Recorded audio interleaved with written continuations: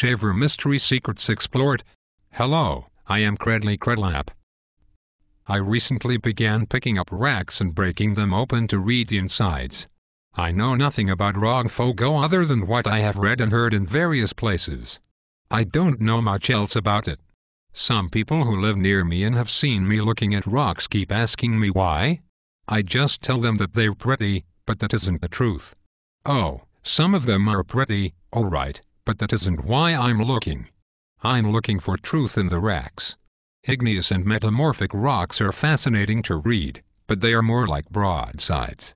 I have come to believe that sedimentary racks are like books, each thin layer is a page. Some are not books, they're just rocks, but some are books, and I have tried to translate and transliterate these books into intelligible English. These books come from a series of rocks near my hometown.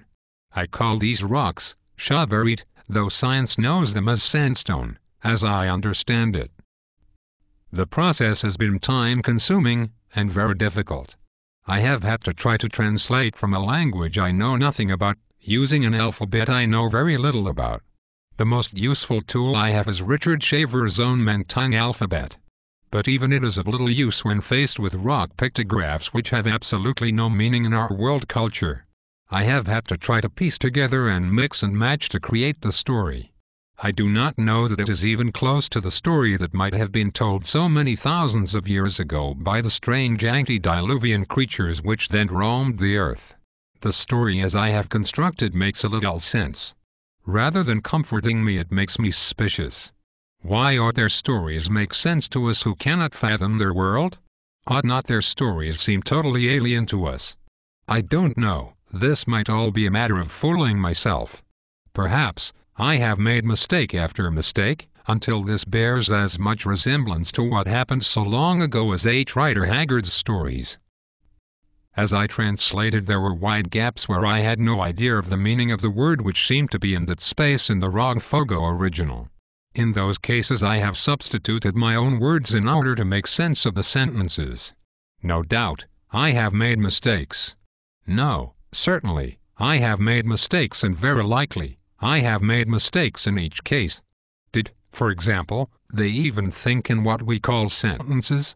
I have added my own words, and my translation is likely misleading. I hope over time to rework this translation and attempt to decipher the images I have seen. This translation is very short, and thankfully so. It took me over 3 years working whenever I had time to come up with what I have. My biggest concern is that over the last year I have noticed someone outside my home a lot of the time. It seems he is always there if I am working on the Rogfogo. I have gone out into the yard, perhaps foolishly, to confront him, yet when I get there, he is always gone. I have no idea what is going on, but I have my suspicions. I worry that my work has been discovered by persons or creatures who do not wish my project success. If it is not them out there, then who? I am taking this step, putting out what I have transcribed, in hopes that they will realize that this information does not reside only with me, and that silencing me will not stop the study of Rogfogo. Here, then, is my transcription.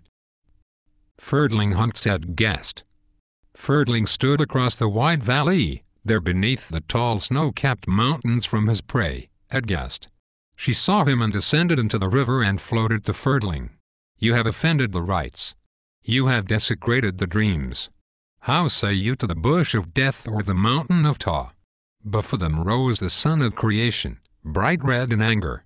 Cascades of fire dropped in ever-ascending flame. Ferdling cowered before the heat and bathed himself in the cool water. Split opened the ground with great cracks swallowing the lowing cows, cried Ferdling. This is as far as I have gotten. It appears to be a myth.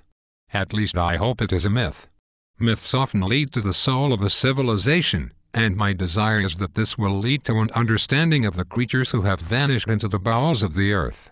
I hope you find this of some use. Credly Credlap is a freelance anthropologist and researcher specializing in non-Terran visitors to the surface of the earth. He is especially interested in the Shaver mystery and the appearance of extra-dimensional beings in a four-dimensional world.